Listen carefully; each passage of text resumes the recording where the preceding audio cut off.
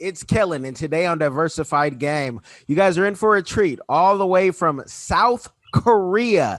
No, nothing is wrong with your camera if you're watching us on YouTube. Now, if you're listening to us, I said South Korea, but it's going to be that West African accent that you hear. So nothing is wrong with your audio either. I have Karamokoh Wurie, and he is an author about the Self-Improvement Journal. He's also an entrepreneur, and he's in South Korea because he serves this country proud in the military, and we all want to thank him for his service. Karamokoh, how you doing today, brother? I'm doing good.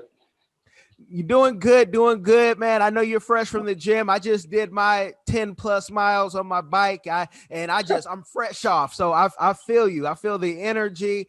Let the people know, kind of just your background, because you signed up for the military, the army of all things, but you escaped a war as a young man. So give them just a brief background of where you come from.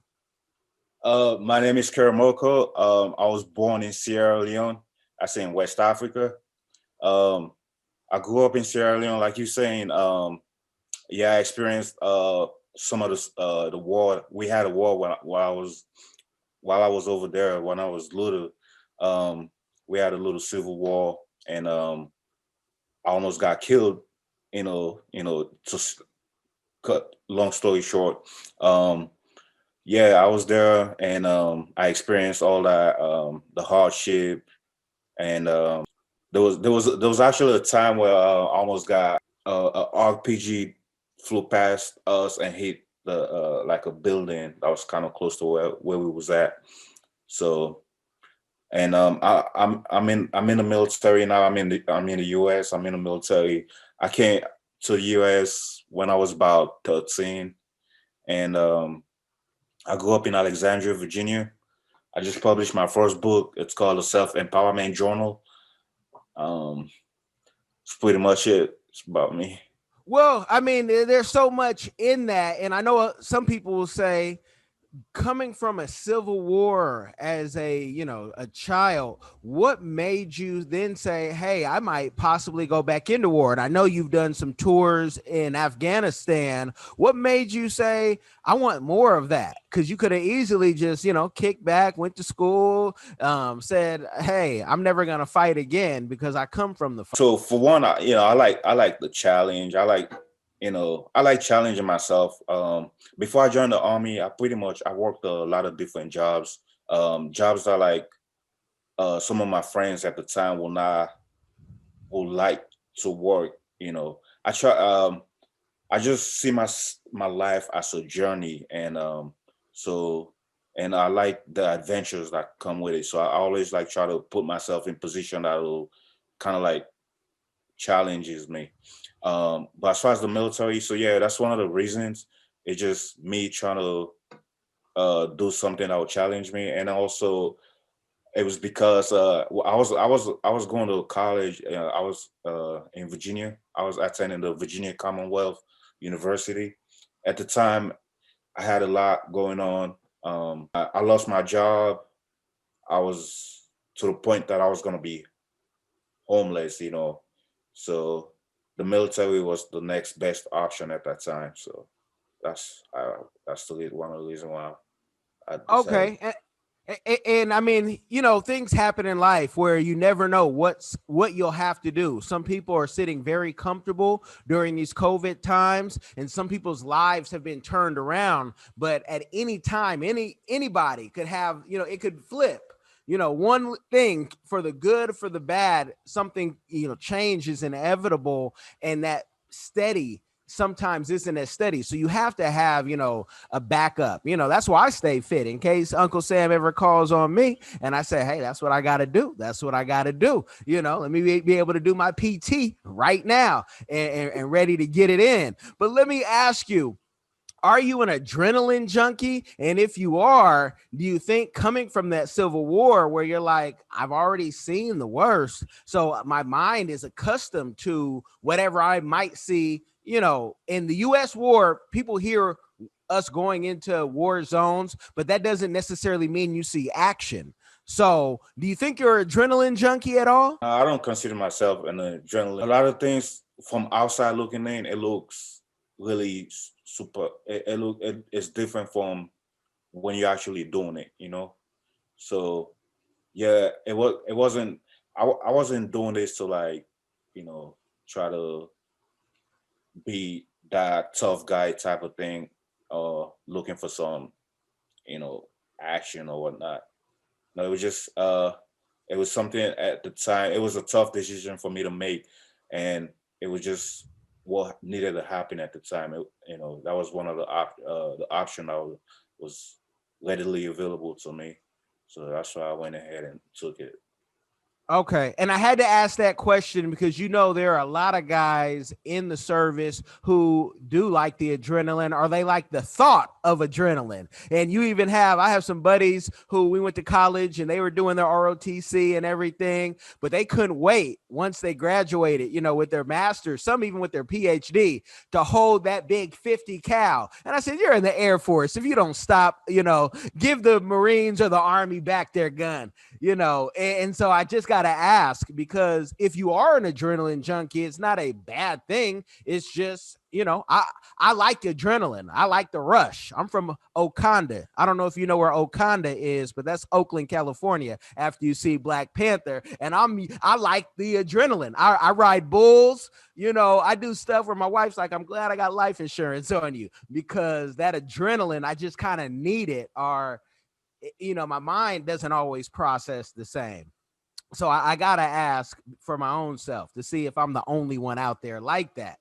But when writing this book, you're in the military. Did folks look at you, friends, family, or colleagues, like, wait, you're in the military, what are you going to do? Write a book? Did they look at you like you were odd? Not necessarily, no.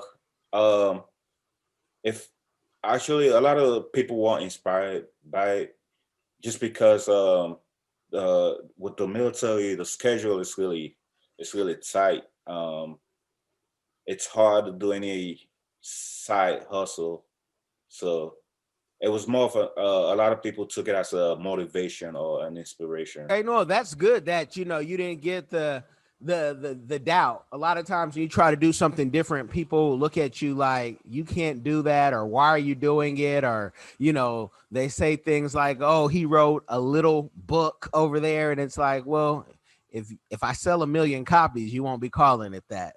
So but I noticed when doing research, you also are an entrepreneur outside of you writing a book. So tell me about your businesses that you have, and that you have promoted and tagged on Instagram, and that's where I'm referencing that entrepreneurship. Yeah, so I have an online store. So if you go on my website, I have a merch. I sell merchandise. Um, if you go on my website, kwurie.com, there's a link on there. I have a clothing website where I sell T-shirts and things like that online. I also do like partnership with some companies. There's this one company that they sell fitness pre-workouts and um, what you call it. Uh, I'm lost. Uh, they sell like nutrition and fitness type Okay. thing. Yeah, Okay. so I do like a promo for them from time to time, but So you're like the male Fashion Nova. You got endorsements and brand ambassador, paid to post type stuff. What made you get into the fitness and the shirts, the apparel, and even being a brand ambassador while serving? so I like going to the gym. It just come natural to me. Like I'm always in the gym, and it was just something that I was already doing, and so when I had this one company that reached out to me and say, based off of like videos that I post and pictures and things like that, and they was just wanted me to be a brand ambassador for them. So that kind of like motivate me to like you know what, this is something that I could do on a bigger scale. So in the beginning, it was more like a hobby. Like I just naturally just go to the gym, and so now I'm looking to try to create a business around it. So that's why Okay. it becomes Not small. Yeah, you're doing it. You're doing it. I liked one of your shirts where it said, "Here I am. What are your other two wishes?" And I, I just laughed. I was like, "Oh man, the male genie in a bottle." That was awesome. So, are you doing your own designs, or how do you come up with your ideas for your clothing? So it's a combination of both. Like, so I do when I was in high school, I took some graphic design classes. So I do some of the designs myself, and sometimes I reach out to other people to get different ideas, different inspiration.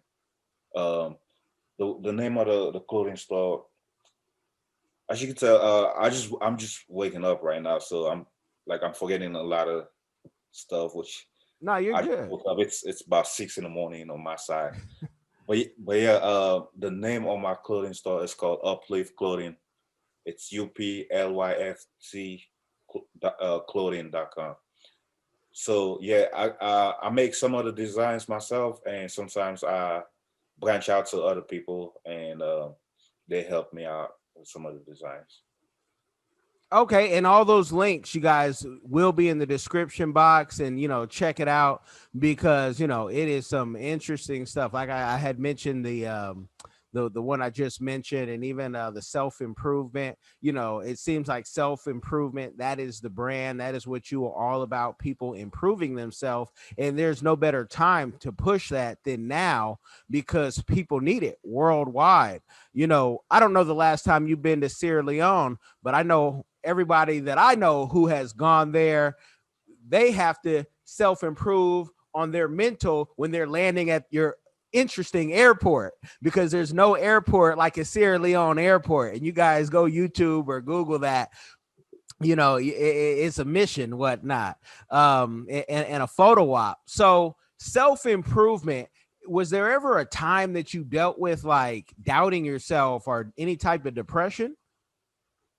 Yeah, in the early stages, like when I first came to the US, um, I think like sometime like around after high school, just I faced a lot of challenges, and there were times that you know, I've I encounter a lot of negative people too. So, like the the more you surround yourself with people that are negative, you start to believe some of those things.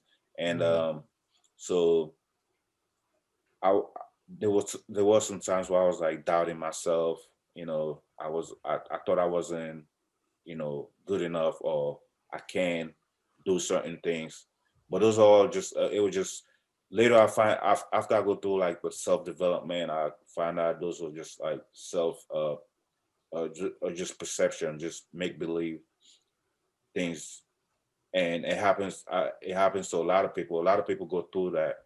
A lot of people that I meet, they do have like they have greater potential, but they never take the time to explore it just because they feel like they're not good enough. They've been told that they're not good enough, or they've tried and failed on a lot of things, so they feel like that's the narrative. Like they can't go any further. They can't do anything beyond their current circumstances. So growing up, I do face I encounter some of those negative beliefs too about myself. Well, the scriptures tell us you are perfectly made, and so from your creator. But what are some of those things for you coming, as a young man to a new country? Do you think it was because you immigrated? Do you think it was because you were in a state that I've lived briefly in Virginia? I mean, the Confederate flag to this day still hangs in a lot of places. Do you think it was the I'm just black? Is it because I might be able to speak 23 languages? That's the official languages in Sierra Leone, and they can only speak one. So if I say something different, people, whether they even look like me, they'll talk about, how I say something. Like, what do you think it was? Yeah, it's just a combination of a lot of different things.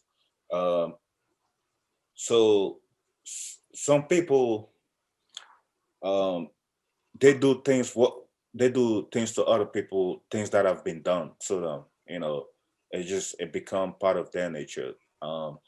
So I did experience a lot of people that try to bring me down.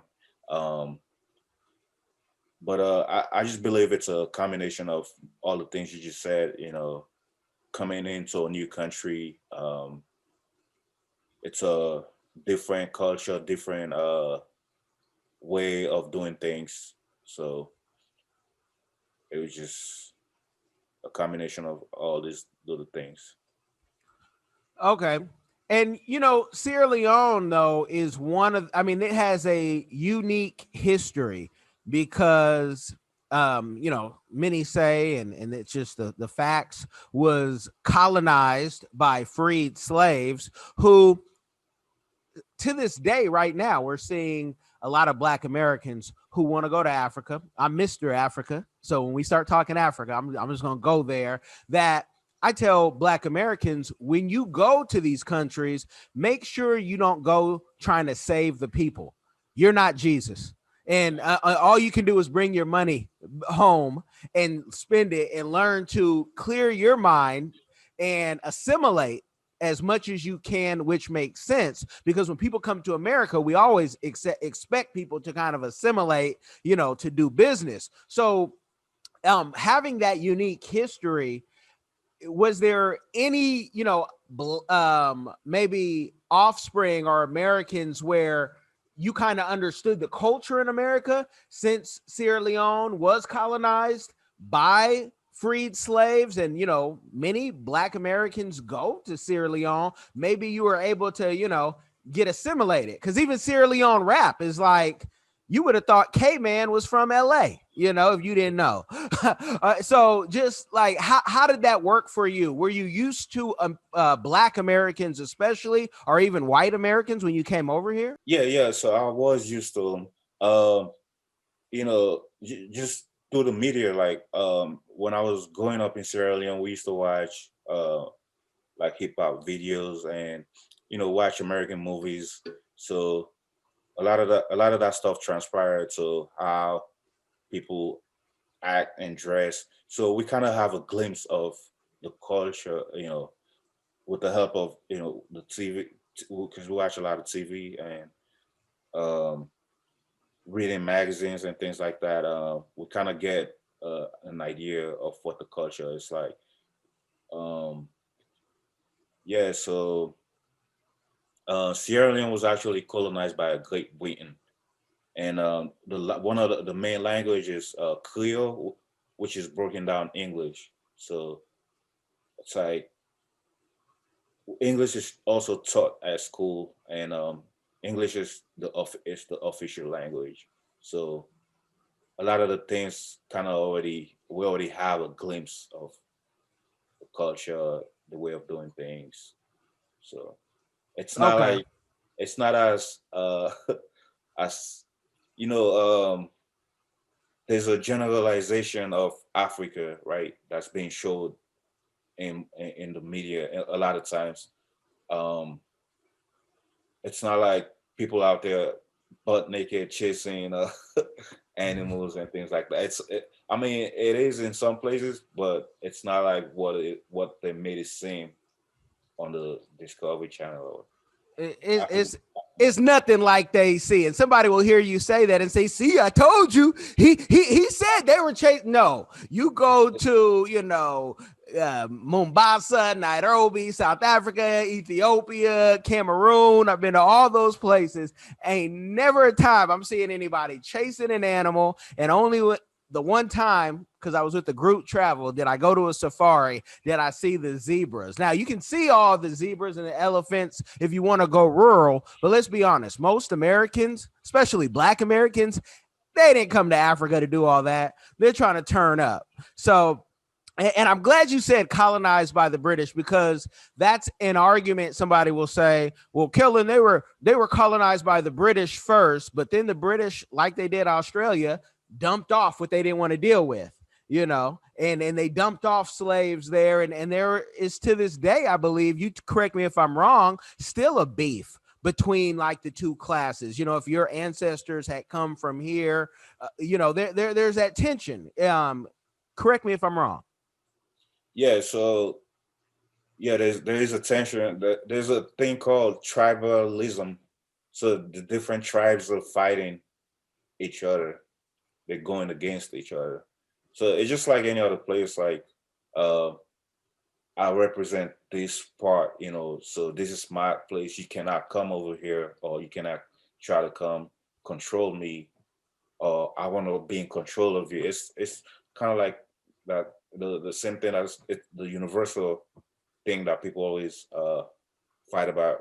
Whenever there's a difference in either culture, or there's a difference in skin color or race, there's always that kind of like friction type thing. And it happened amongst even our people. It happened amongst Black people. It happened amongst other cultures too. It's one of those things. But it's everywhere. I mean, it's in Spain, you got parts of Spain, you got, parts of Africa, you got parts of America, even Texans. I know some Texans, they'll always tell you, we can succeed. A Texan will always tell you we can succeed and be our own if we want to be. The same way an Ethiopian will always tell you they've never been colonized. That's just, without a doubt, that's what you're going to hear. So, tell me, when was the last time you have been back to Sierra Leone? I went back in 2015, I think, around 2015. Okay. And do you have, business ideas or anything that you do there? And do you have any plans of, in the future, building your dream home maybe there, and living there and, relaxing? Because let's be honest, man, it's nothing like home. It's nothing like, this is a rat race that we're all in, trying to keep up with the Joneses. But I just want to know, for you, do you find it comfortable knowing that there's that, past trauma that you had to deal with? Yeah, not necessarily comfortable, but um, I do. To answer your first question, I do. I have ideas, in the future of things that I mostly what I want to do is like kind of is go back and help out people, like help out the people that I grew up with, or just help out my country in general. Um, I have ideas and things that I want to do, like like building a school, uh, creating some kind of a learning environment that's that's easily affordable to the young kids that are growing up in hardship. Um, I yeah, I do have ideas of things that I want to do, and we'll see how everything works out. Okay. I mean, and that's a very I don't want to say easy thing that you'll be able to do, but school is changing, especially we've seen with COVID. School can be online. To me personally, I mean, you did school out here. I personally don't think school, the traditional method, teaches all that it could teach, but that's my take. I think a lot of it is just busy work, but you can do this stuff online and keep it moving, and keep your curriculum and tailor make it to what history really was, and not what those books a lot of times that weren't written in Sierra Leone or anywhere in Africa. So let's get into you being an author with the self-improvement. Will this be your last book? And if not, what do you see yourself writing next, and when? Um, yeah, I have ideas. I have a bunch of ideas for what my next book is going to be. No, this will definitely not be my last. Um, I'm still I'm not I haven't started the process of writing it yet because I'm still trying to market my this trying to go through the marketing phase for this one. Um, so we'll see. I'll probably do like a survey to see what people would like to hear or what people would like to know. But in general, I feel like self improvement or self help is a vital field. You know, it's something that can help a lot of people. It's something that is always needed. So most likely, my next book will be something in the personal development, self improvement. You know, like I say, I went through a lot of challenges, a lot of negative beliefs, um, and I was able to overcome it through personal development.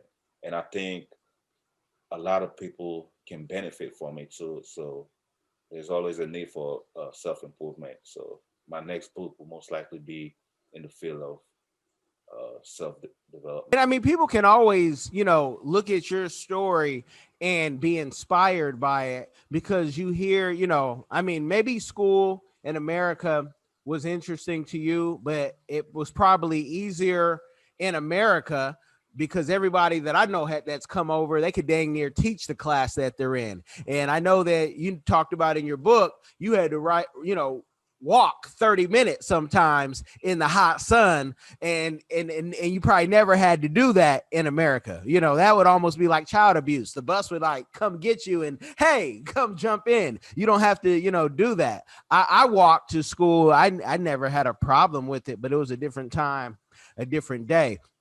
But so the self improvement is really your lane. Besides the books, do you see yourself focusing on your YouTube and showing people how to improve every day? Maybe some workout courses, or teaching some Patreon type classes. I'm a YouTube consultant. Like I have influencers, right? So I'm always thinking what would work, and having a Patreon would definitely work. And maybe nowadays even having an OnlyFans, because you don't have to be naked to be on OnlyFans. You just have to, submit it. So what do you think about taking it from the book to online to even doing like TED Talks once things, clear out with COVID? Yeah, COVID is kind of slowing everything down right now. I Now that you mentioned that, I did apply for a TED Talk. Um, so yeah, like I mentioned before, I like challenges. So one of my weakness or one of the things that I'm scared to do is talk in front of a large group of people. So um, I reached out to a couple of people. I took leave around November to go promote my book, and I reached out to a couple of people that were offering to do like a TED talk, but it didn't work out just because of the COVID. A lot of the shows got canceled. But yeah, that's something that's in one of my to do, like things that I'm looking forward to do. TED talk, and I'm shooting videos like when I go to the gym. I'm also looking to expand on that, like try to. I know there are a lot of people that go to the gym and they just need that motivation, or need a couple of pointers and things like that. I'm not saying I'm the best, but I try to stay consistent. So in the future, that's something that I'll try to expand on. I already have a couple of videos on YouTube that uh was just videos when just me having fun, just going to the gym, or when we do like a couple of boxing trainings and things like that. But I'm looking to expand on it in the future. Okay. And while in South Korea, you are a single man, right? No, no, I'm not. Okay. You married? Yes. Okay, I'm glad I didn't mention. He'll have your bride price ready, ladies. Some of you guys would get excited. That's a beautiful thing. Now, how does that work? being married, being in the military, and then having to travel, possibly every 2 to 4 years? Um, it's hard, but you just gotta. Everything is all about um, knowing where you're going. Just having a goal. You know, so it's like I know what I want in life. Like I know where I'm trying to get to, and so all the actions in between is it's towards that end goal. So um, as far as with the military, it is it's tough. It's kind of hard. The schedule is a little sporadic sometimes, um, but it's all about staying consistent. Just planning yourself. I woke up at 4:30 this morning just to go to the gym and make it back in time for this interview. Um, I could have just skipped. I could not have gone to. I could just be like, I can't make it. It's Sunday. It's Sunday on our side. It's but when you have a goal and you have a bigger picture, you have something you're working towards. Once you have that clarity, everything else in between just kind of contribute to it. It's easy. It's easy to just navigate. So having a goal kind of like helped me know exactly what I need to do and stay focused. Now, let me ask you. Your wife is there with you in South Korea. Yes, Is she an American, South Korean, African? she's from South Africa. She's from South Africa. Okay. Now that makes it interesting. That makes it interesting. South Africa. And is she Black African, Mzungu? I just gotta ask. Yeah, she's black. She's black. Okay, I'm going here. I'm going somewhere with this because for you both to adapt in South Africa, I mean, you stick out, which it could be a great thing or it could be a difficult thing. I mean, I have friends over in Asia who became movie stars. They were lawyers back at home, but they're movie stars in Asia. So how does that work for y'all? And tell your wife Sabona when you see her. How does that work? And do you guys have kids? Are you working on with kids? Yeah, I got a daughter. Uh, yeah. Are you asking how does that work in terms of like schedule or? No, just like adapting to the culture, because where you might want to say, hey, where's the Geri? She might say, where's the Nsima? And there's nowhere to be found in South Korea. So we're gonna have to, say, okay, Bogogi it is.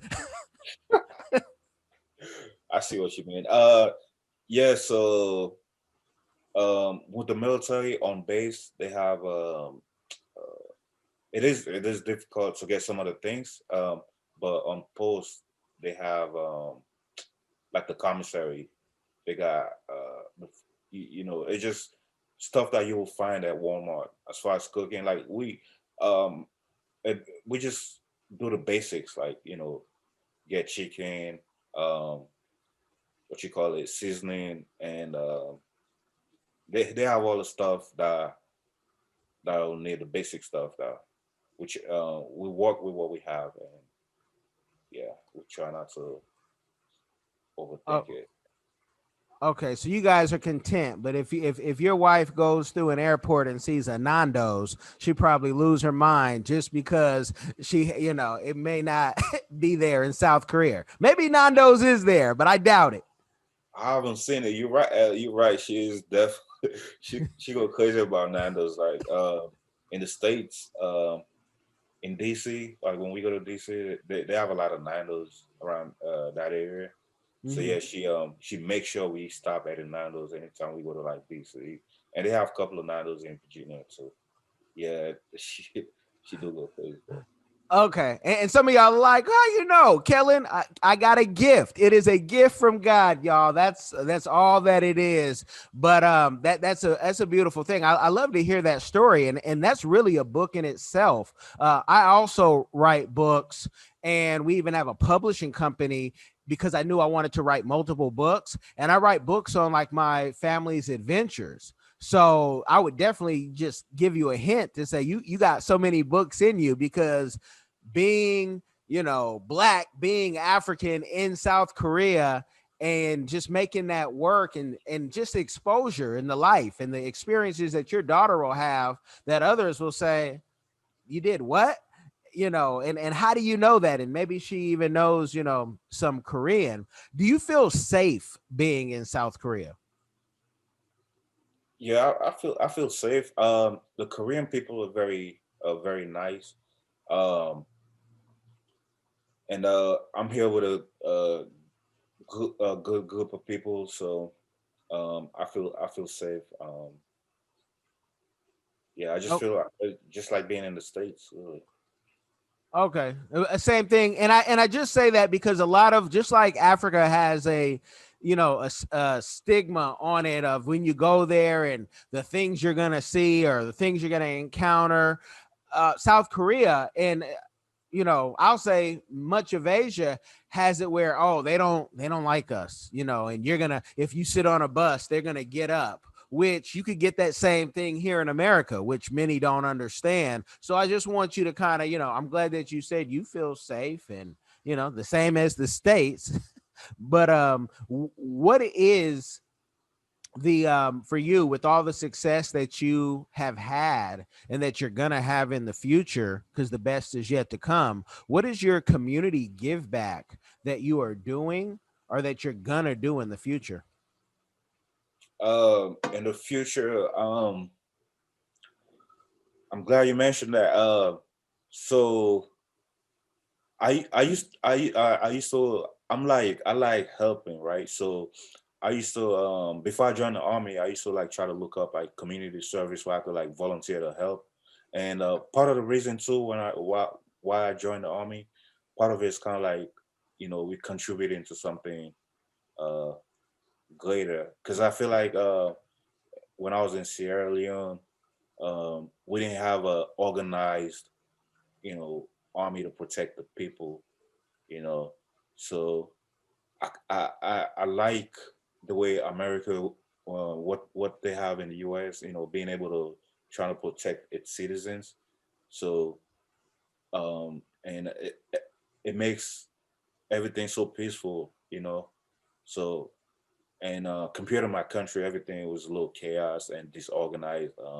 So part of part of the reason why I joined the army was to contribute to that and to just be part. I want my intent was to be part of something greater than myself.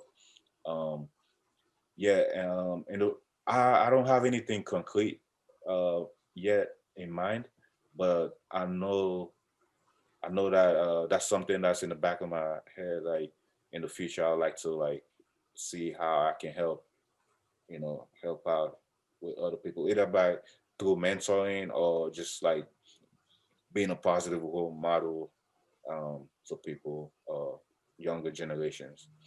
Um, but Okay. yeah, I don't have anything concrete yet set in place. Well, being an African, being married to an African, it's going to be something, because somebody that you guys know is either going to have a baby or somebody's going to die. And there's going to be give backs on top of give backs, when you have to give something, trying to teach the audience, in Africa, whether someone's born or dead, you're going to give something. It may be a goat, it may be a cow. You're going to always be giving something. I'm married to a Cameroonian myself for 13 years and have known her for 18, almost 19. And it's she say, hey, I hear you. She they the Cameroonians can't be quiet. They hear Cameroon and it's a shout. And it's all love. But I love that, and I love your story, and I encourage you. I mean, do all that you can do, because your story needs to be heard in schools worldwide while you're building them. I don't know if you're looking at becoming part of Toastmasters, but that's a great way. If you do have any anxiety, for all of us, Toastmasters helps us become better speakers. And so, I can't wait to see you on that Les Brown Toastmaster circuit. Do you want to leave the people with anything before we take it offline? One thing that I want to say is, yeah, never, whatever you may be going through, whatever situation you are in right now, don't let that situation determine your future. Don't feel like that's the end all be all, like that's the end of your life type of thing, thinking, you know, no matter what you're going through, you have the power to be able to overcome it. You just gotta uh be consistent and just be inspired. Like you can look up other people that have went through similar situation that can give you an inspiration that you can make it out of it. Just keep your head up and continue to move forward.